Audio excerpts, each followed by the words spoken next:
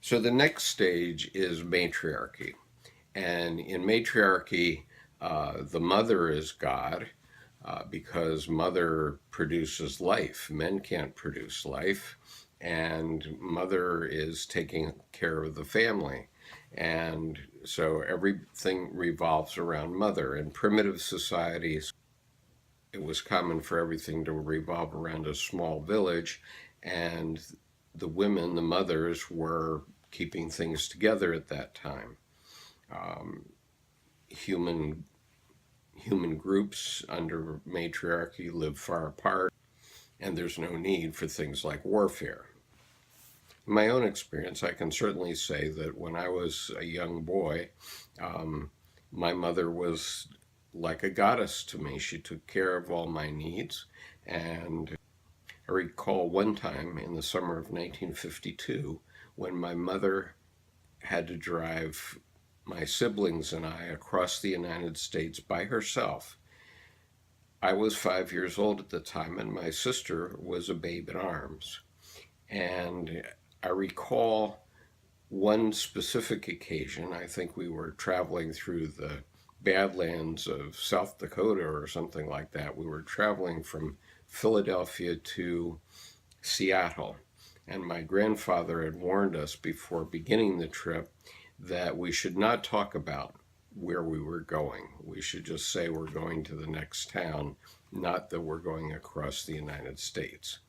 Um, he was doing that for security purposes, of course, but my brother and I didn't understand this, and so we would say at every stop, we're going to Alaska, which is where we were going. My father was a naval officer, and we were going to be stationed in Kodiak. But I remember one time specifically when we were driving across the Badlands of South Dakota, and my mother had hand washed uh, my sister's diapers, but they were still wet. And so she taught me how to hold the diapers in my hand and hold them out the window so that they could dry in the wind as we drove along at 50 miles an hour. This was before interstate highways. And at one point, a wicked idea entered my mind. I said to myself, I wonder what will happen if I just let this diaper go. And I let it go, and of course, it flew back. And my mother looked down at me, and at first she was very angry, but then she just got this big smile on her face and laughed. And at that moment, I felt as if I was in the presence of a goddess. And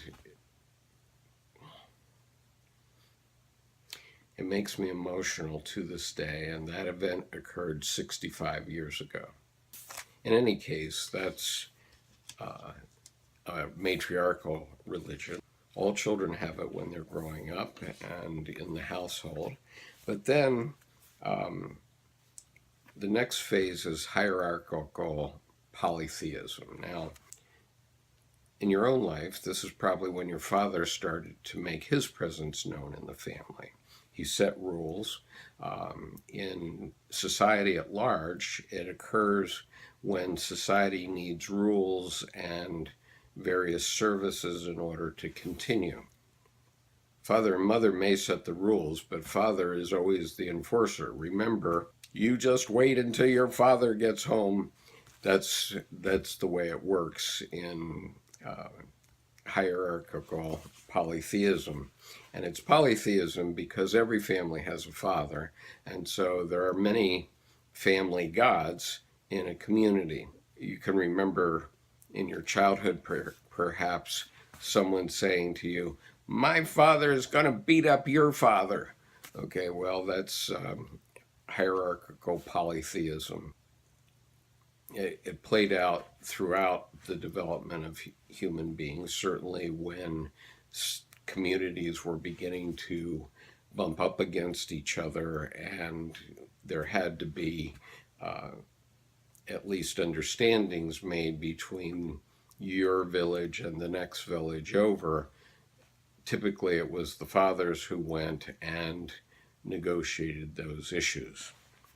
In terms of human development, that was your local god, going out there and protecting the village for you, and sometimes fighting for something that your village needed that others wanted. Hierarchical polytheism still exists in some religions in the world. Certainly, the Hindu religion has many gods, and these gods are all emanations of the idea of God. One of them in the Hindu religion is Ganesha, who's the elephant god. He has an elephant's head and a human body, and he isn't to be taken literally, and the Hindus don't take him literally, but he represents the round of life. And so, for example, he has in one hand a hammer, and in another hand he has a bowl of honey. And so he's working, and he's also enjoying the fruits of life. And at his feet is always a mouse, and the mouse is waiting for grain or whatever it is to drop off the table of the gods so that the mouse too can eat.